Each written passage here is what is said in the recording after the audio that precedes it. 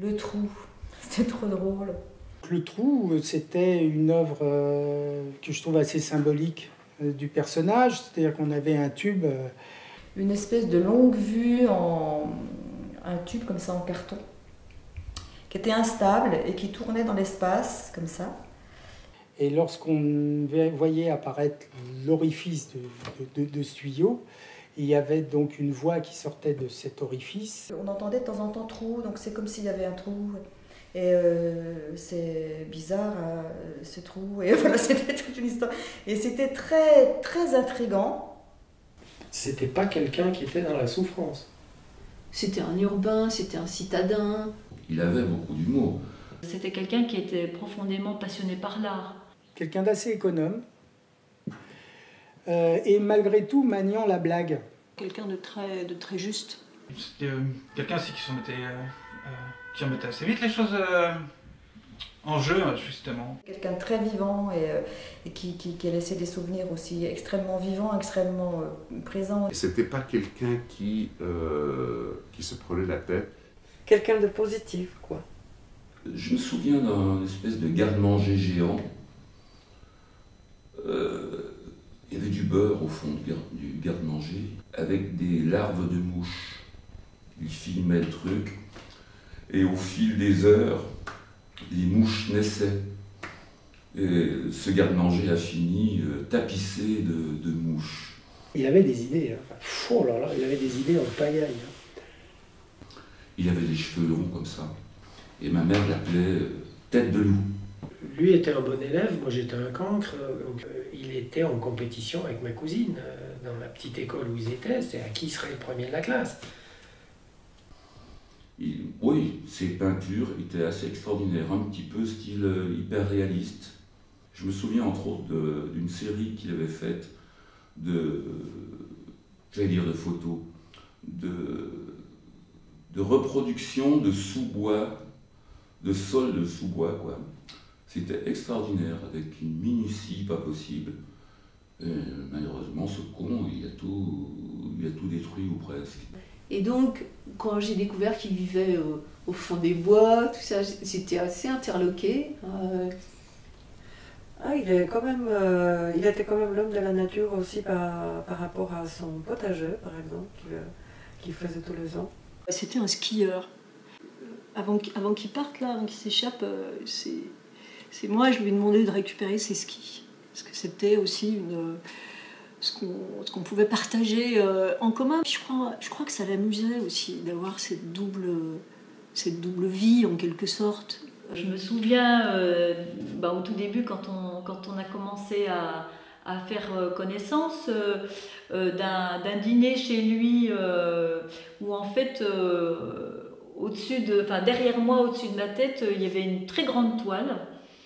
Et il m'a lancé comme ça, de manière assez ironique, que finalement c'était la seule toile qu'il avait gardée et que toutes les autres, il les avait fait disparaître. Et là, il y avait encore dans les combles quelques-unes de ses vestiges, quelques-unes de ses peintures, dont il était très gêné presque de les montrer. Je crois qu'on a dû voir une ou deux, mais c'était quelque chose presque dont on n'en parlait pas. Il avait fait un saut, évidemment, entre cette formation un peu classique et ce qu'il voyait comme son œuvre en avenir. Eh bien, on s'est rencontrés il y a très longtemps, lors de notre adolescence, à l'époque des mobylettes bleues, notre premier sentiment de liberté. Eh bien, on s'est retrouvés après, je sais pas, peut-être 10 ans ou 5 ans d'absence mutuelle. On s'est retrouvés comme si on s'était quitté la veille. De part et d'autre, il y a toujours eu un effort d'essayer de se retrouver, et il faisait ça d'une manière très généreuse. Donc, comme si on avait continué une conversation qui se soutenait en dépit de les morcelures de temps. On se retrouvait et ça a recontinué comme si c'était hier. Et puis sa qualité, bon, c'était mon ami, donc il pouvait prendre soin de moi. Il m'appelait pour savoir si ça allait bien, si j'avais des problèmes, tout ça. Et la réciproque était vraie d'ailleurs. Je parlais d'austérité aussi. Enfin, je pensais à quelqu'un d'un peu un peu protestant. Voilà, mais c'est quelqu'un qui me manque beaucoup parce que c'était quelqu'un d'assez surprenant. Il n'avait pas beaucoup de défauts, sinon que, comme tout artiste, il est un petit peu égocentré, n'est-ce pas? C'est-à-dire que je le voyais, j'arrivais chez lui et tout, et la première chose dont il parlait, ça le ferait sourire s'il m'entendait, il parlait de sa dernière idée, de sa dernière création. Ah ben je vais faire ceci, je vais faire cela. Je suis convaincu que c'était pas un type facile à vivre. Hein. Ça a pété hein, avec certaines personnes, c'était dur. Et il pouvait être très dur, hein. Il pouvait être très dur. Ouais, ombrageux, c'était un peu nerveux, un peu dans le... Bon, allez, oh. Ce que j'aimais pas, c'est le côté, je sais pas, je vais dire n'importe quoi, est-ce que c'est ça, je fais ma sieste à 1h30. Je comprenais pas, j'avais du mal à comprendre ça. Il me disait, oui, t'arrives à telle heure. Il me dit, mais soit t'arrives avant, soit t'arrives là. Oui, je fais ma sieste, 20 minutes. Ça me paraissait... voilà, ça, du coup, ça me dépassait un peu, cette histoire de sieste. Oui, il adorait les voitures. Ben, c'est vrai que je ne parlais pas beaucoup, souvent de voitures avec lui. Avec le GPS, c'est-à-dire de... C'est pour ça que je pense qu'il y a une certaine prétention chez lui. C'est que c'était d'arriver exactement à l'heure qui était précisée par le GPS, à la seconde près. Et une fois, quand il a appris que je viens des pays de l'Est, en fait, il m'a raconté son expérience qui se déroulait aussi dans le pays d'où je viens. Parce qu'il est parti en mission artistique là-bas. Et il ne s'attendait pas à un certain surprise qui attendait des étrangers à ce moment-là dans ce pays. Donc ça veut dire qu'ils sont partis avec d'autres artistes, je ne sais plus combien, je ne me souviens plus leur projet, donc voilà, le nombre de personnes impliquées. Donc les voitures étrangères avaient beaucoup de succès auprès de Boller. Et en fait, donc il m'a raconté cette histoire une fois quand il a appris d'où je viens. Et un jour, il sortait de quelque part, il s'orientait vers sa voiture, et puis en fait, il voyait que la voiture part. Et il courait après cette voiture, mais elle est partie, il ne pouvait pas l'attraper. Et alors il a dit trop tard. Et voilà, donc c'est ça qui m'a marqué, trop tard. Et en fait, son projet d'ailleurs, il a porté après ce nom, trop tard. Et puis à travers ça, s'est révélé un trait du personnage que j'ai toujours aimé, qui était constant chez lui, c'était le goût du jeu. Voilà. Il y a ce côté assez enfant qu'il avait, qui manque là, mais quand je dis enfant, c'est-à-dire cette ferveur à être étonné. Voilà. Et lui avait installé devant l'entrée principale une sculpture de glace et à l'intérieur avec des lettres, des caractères en cire. À l'intérieur de laquelle il mettait tous les prénoms d'artistes contemporains et en même temps c'était que les prénoms parce que comme ça ouvrait sur la polysémie de qui ça pouvait être. Ce qui était très beau, c'est que au cours de la conférence qui devait durer 3 jours, ce grand cube de glace commençait à fondre, mais très subtilement. Les lettres commençaient à tomber et sur le pourtour qui a été délimité, ça commençait à faire des flaques d'eau. Et quelque part, c'était très poétique, ces lettres qui faisaient des prénoms qui tombent et qui nous donnent l'alphabet possible d'autres noms à venir. Et il reste un bassin de lettres, parce que comme j'imagine que les soupes de nouilles avec les lettres n'étaient pas pour rien dans cette construction-là.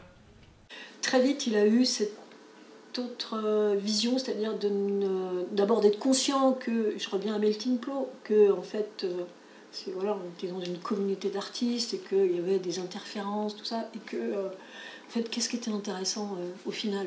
C'était pas de travailler seul dans son coin, c'était de travailler avec d'autres. Il aimait bien être entouré.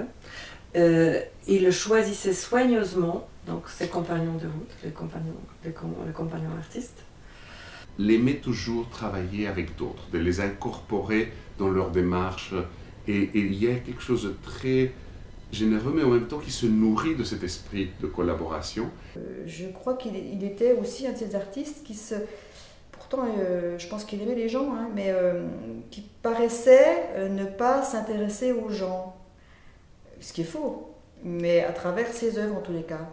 Comme si les œuvres étaient posées là, puis après je m'en fous, quoi. Voilà. Mais ce qui n'est pas le cas, je ne pense pas. Mais bon, voilà. Le geste artistique était l'outil et le corps de l'autre, en tout cas le corps, et pas simplement le corps, parce que la vie de l'autre, l'être tout entier, était la matière. Il avait, je crois, réalisé une table à repasser. Alors encore une fois de la disparition, c'est-à-dire que n'apparaissait une image que lorsqu'on passait le fer chaud sur la surface. Et apparaissait, si je me souviens bien, le personnage était une femme, apparaissait une femme, mais il manquait la tête, et la tête, en fait, c'était le repose-fer, quoi. Alors après, on en pense ce qu'on en veut. Moi, ça m'a fait beaucoup rire. Je trouvais ça très drôle. Une habile manière qu'il avait de manipuler peut-être un peu, très habilement pour amener les gens à ce qu'ils peut-être voulaient. Je pense qu'il y avait une grande autorité par rapport à ça. Et c'était, ah oui, et donc ça pourrait être ça aussi, ou bien peut-être ça pourrait être ça, ou comme ci, ou comme ça, ah oui, bon, il faut réfléchir, voilà, c'est... et puis ça se déroulait petit à petit, progressivement, et puis ça donnait lieu à quelque chose de complètement nouveau et complètement inventé. Et je me souviens qu'il avait parlé de miracle, c'est-à-dire que nous les artistes, quand on était artistes, on croyait au miracle. Une de ses particularités, à lui, c'était justement cette capacité à s'inventer des contraintes systématiquement. Quand il n'en avait pas, il s'en imposait, ou il allait en chercher ailleurs. C'était une forme d'art total de sa part, parce qu'en fait, il travaillait il travaillait sur un espace dans sa globalité. Je ne sais plus de quoi on parlait, il m'avait dit, mais le drame, c'est de ne pas être mauvais. Le drame... Où on a travaillé ensemble à découpage et pliage possible, des systèmes pour être capable de le remonter très vite en fait, parce qu'une fois arrivé en haut, avec le vent, avec le froid, j'avais pas non plus des heures.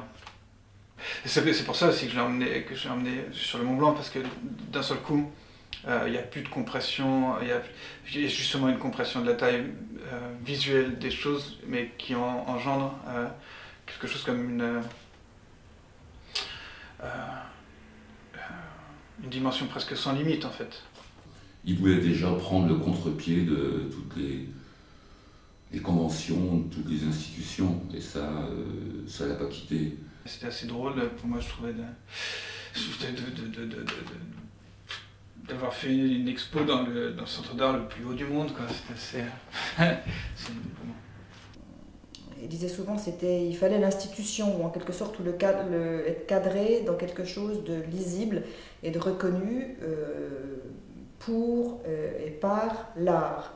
Je l'ai trouvé quelquefois un peu coincé dans un mode... comment expliquer ça, c'est toujours un peu au niveau artistique que je vais parler, hein, dans un mode un peu institutionnellement correct. Même si dans ses choix artistiques, il pouvait être radical. Il était radical en fait. Je crois qu'on peut dire ça, oui. Il était radical. Ouais, vraiment. Je ne crois pas qu'il se soit rebellé avec le monde de l'art autant qu'il s'est mis à l'écart. Il y avait presque chez lui le désir d'abandonner quelque chose qui commençait à marcher. C'était presque suicidaire dans ce sens. En fait, comme c'était sur une aire d'autoroute, il avait sorti ce qui évidemment n'a pas été gardé, mais qui avait fait beaucoup rire. Il avait sorti à l'époque, il avait dit ben voilà, on va appeler ça art et pipi. Alors, ça peut paraître effectivement un peu con, un peu lourd, un peu art et pipi, oui, bon, d'accord. C'était pas ça qui était le plus intéressant. Non, non, c'était pas ça. C'était la tête qu'a fait le président du Conseil général. Et tout de suite après, évidemment, il a bien laissé entendre que c'était une boutade. Mais ce petit instant où le regard de l'élu a commencé à se figer, j'avoue que ça, c'est des moments inoubliables. C'était un des rares artistes contemporains capables d'interroger les professionnels de la culture que nous sommes.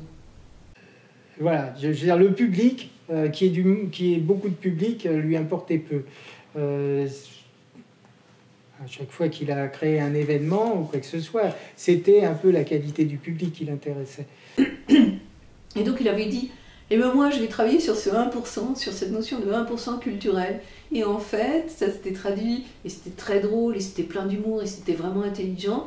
En fait, il avait calculé la taille de la fosse, et il avait dit, ben, moi je vais créer une œuvre qui sera le 1% de cette fosse. Et en fait, il avait recréé la fosse, mais en 1%, et ça nous donnait un parallélépipède rectangle qui faisait 1% de la taille de la fosse en question. Voilà. C'est un artiste qui aimait beaucoup jongler, pirouetter avec la réalité, mais aussi avec les codes du monde de l'art. Alors cette idée de 1%, bien sûr, on voit où il voulait en venir, hein, puisque finalement, le 1%, c'est un dispositif institutionnel, hein, c'est une commande qu'on fait aux artistes. Et puis ça donnait une forme de tautologie, parce qu'on aurait pu empiler des 1% à l'intérieur de cette fosse, et c'était la boîte dans la boîte. Et j'étais assez impressionné par cette capacité à créer des œuvres qui soient à la fois simples et efficaces. Il serait presque difficile de projeter à quoi il ressemblait à ce moment-là, dès le moment où ce qui primait, c'était toujours les idées, toujours l'œuvre à venir, l'œuvre en mouvement. On avait l'impression qu'il régressait quelque part parce qu'il cherchait des choses simples, quelque chose qui était déjà découverte il y a longtemps. Mais en fait, quelque part, dans son cas, c'était une redécouverte à chaque fois. Il redécouvrait. Il avait besoin. Son travail, c'était épurer, simplifier, aller vers l'essentiel pour ne pas se perdre, pour ne pas être perturbé par les détails. Quand on est face à des œuvres de cet artiste, les œuvres qu'il nous a laissées, finalement on s'aperçoit qu'on est face à des œuvres qui sont très sensibles, qui nous laissent vraiment la place finalement qui nous font beaucoup exister. J'ai toujours été attiré par certaines pièces qu'il réalisait à un moment donné qui avaient lieu avec la fragilité ou avec l'apparition et la disparition. Un dispositif qu'il avait mis en place, et c'est encore un effort. Je l'explique parce que c'est quelque chose qui m'a vraiment percuté. C'est une toute petite silhouette de papier sur un radiateur et qui flotte comme ça. Et la chaleur fait frémir cette petite silhouette qui doit faire 10 cm. Donc c'est vraiment un dispositif qui est à la limite de la visibilité. Et ça m'intéressait, et ça je trouvais ça assez juste et assez pertinent. Je me rappelle d'une petite pièce en papier, très simple, petit papier découpé, presque comme un personnage, qu'il collait sur un support, et je crois qu'il y avait soit une source de chaleur, mais le petit personnage bougeait, et ça s'appelait, je crois, un petit effort encore. Et il y avait aussi une réflexion par rapport à lui-même aussi, par les efforts qu'il faisait, et cette sorte d'encouragement, et en même temps c'était une présence presque vivante, mais en même temps tellement fragile. La fragilité, la disparition, c'est-à-dire qu'il y a quelque chose, il avait fait un portrait, une série de portraits sur papier, sur du papier à rouler. Il faut chercher le reflet, donc il faut chercher la lisière, Il faut chercher ce passage où l'image va se faire et ou se défaire instantanément. C'est-à-dire qu'on est vraiment à chaque fois dans un rapport d'apparition et de disparition de manière instantanée. Voilà. Tout ce qui est de l'ordre de la sensation, du passage, et qui est certainement peut-être un lien avec la mort, et que quand on parle du seuil, on parle peut-être de sa propre mort. Ensuite, il y a eu cette sorte de passage, même physiquement. Il s'est légèrement voûté à partir du moment où il a une cinquantaine d'années. Il avait cette acuité visuelle, toujours l'œil brillant, grisonnant. Il avait une phrase géniale, il disait « Je ne serai jamais has-been parce que je ne suis jamais arrivé ». Je lui propose un projet dédié, adressé aux patients. Est-ce qu'au début, il était surpris et pas du tout, assez perplexe. Et ces patients étaient invités à dessiner le parcours de leur vie, un des parcours de leur vie qui les a marqués le plus.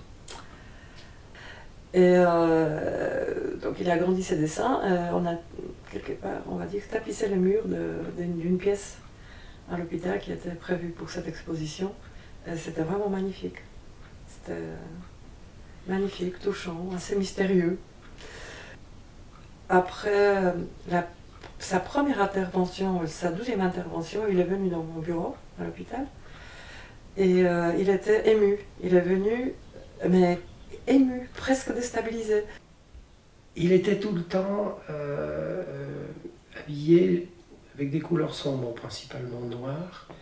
Donc, de loin, ça renforçait un effet silhouette.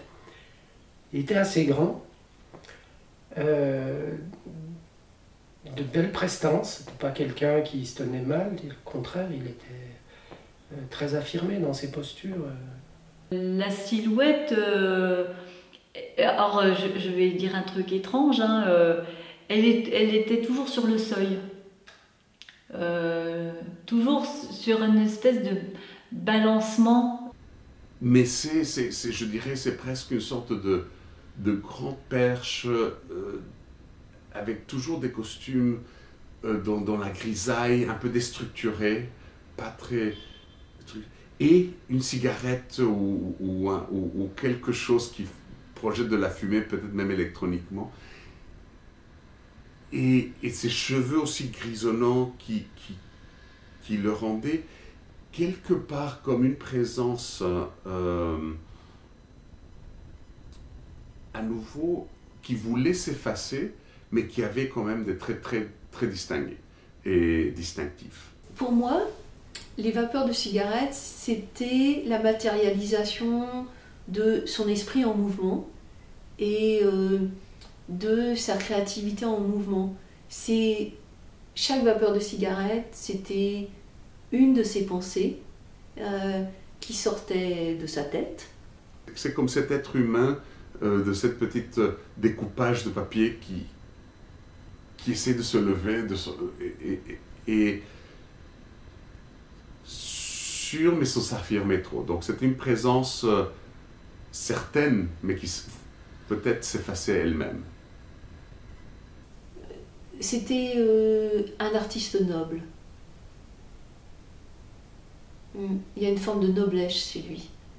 Il y avait une forme de noblesse chez lui. Mais je dois dire que il manque au tableau, quoi.